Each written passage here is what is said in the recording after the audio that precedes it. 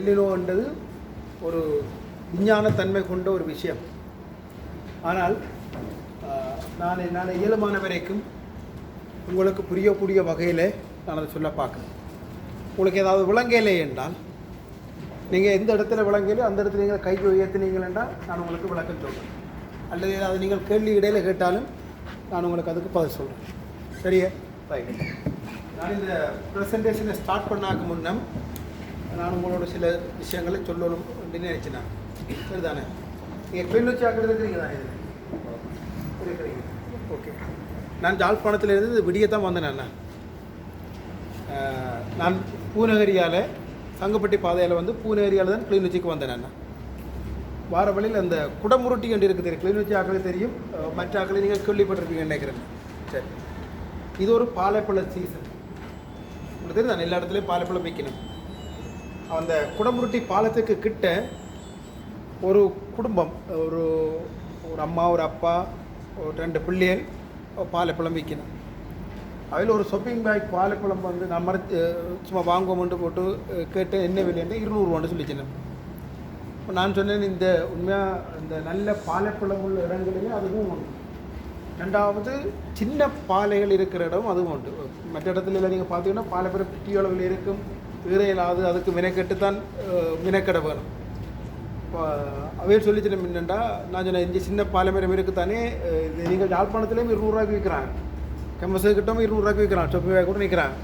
இப்போ நான் கேட்டேன், அதுக்கு அதுங்கையும் 200 ரூபா இங்கேயும் 200 ரூபாய்ன்றது பொருத்தம் இல்லை தானே. இப்போ இங்கே பாலைப்பழம் சொல்ல கொடுக்கலாம் தான், இந்த பக்கத்தில் மரத்துலேயே கொடுக்கலாமன். அந்த அண்ணன் என்ன கூட்டிக் கொண்டே காட்டினேன் என்னென்றால், அது சார் நீங்கள் சொல்கிறது முந்தைய ஒரு காலம்.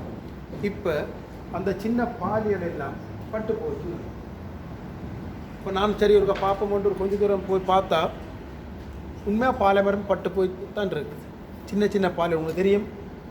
இந்த பாலைப்பழத்துக்கு இந்த பழுக்கிறதுக்கு ஒரு பேட்டர்ன் இருக்குது. இந்த பேட்டர்ன்ன்றது நீங்கள் பார்த்தீங்கன்னா இயற்கையில் எல்லாமே நாங்கள் கண்டுபிடிக்கலையே தவிர கணக்க விஷயங்களுக்கு இடையில் ஒரு ஒழுங்கு இருக்குது. அப்படி பார்த்தீங்கன்னா இந்த பாலைப்பழம் சீசன் தொடங்கினதுக்கு பிறகு சித்திரையில் தொடங்கும். இந்த பாலைப்பழம் சீசன் தொடங்கினால், சித்திரையில் தொடங்கினால் முதலாவது பழம் பழுக்கிற அந்த காய் காய்க்கிறதுக்குரிய மகரந்த சேர்க்கை நடக்கிற இடம் எதுன்னு பார்த்தீங்கன்னா இந்த ஆனையரவுக்கும் பூனேரிக்கும் இடப்பட்ட பகுதி. இங்கே இருந்து இப்படியே பாலைமரம் இப்படியே பழுத்து கொண்டு போய் கடைசியாக வவுனியா அனுராதபுரம் வரைக்கும் போகும். அனுராதபுரத்துக்கு போகிற பொழுது கிட்டத்தட்ட ஆனின்ற கடைசி பகுதி ஆகிடும். அதனால் எங்கள் டாக்கள் ஒரு பழமொழியை வச்சிருக்கிறோம். அப்படின்னு இந்த பாலைப்பழத்துக்கு சித்திரையில் சிதார பழம்னு சொல்லிச்சிடும். இங்கேயாவது ஒரு இடத்துல மரங்கள் 1-2 பழுத்திருக்கு. வைகாசியில் வாறு பழம்னு சொல்லிக்கணும் என்றால் ஓரளவு பழுத்திருக்கும், நாங்கள் அதை தேடி எடுக்கலாம்.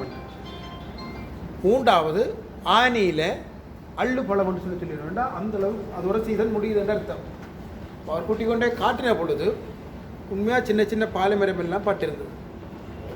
எனக்கு முதலே தெரியும் என்னென்றால் கிளிநொச்சிக்கு ஒரு பெரிய ஆபத்து வந்திருக்குது. எப்படி என்றால் கிளிநொச்சியில் இந்த கரைச்சி, இப்போ நாங்கள் நிற்கிற இந்த கரைச்சி இந்த ஏரியாவை தவிர, அதாவது இந்த இரணைமடுவுக்கும் திருவையாறுக்கும் இந்த இடத்தை தவிர மிச்ச இடத்துல எல்லாத்துலேயுமே இந்த உப்புத்தன்மை வந்திருக்குது.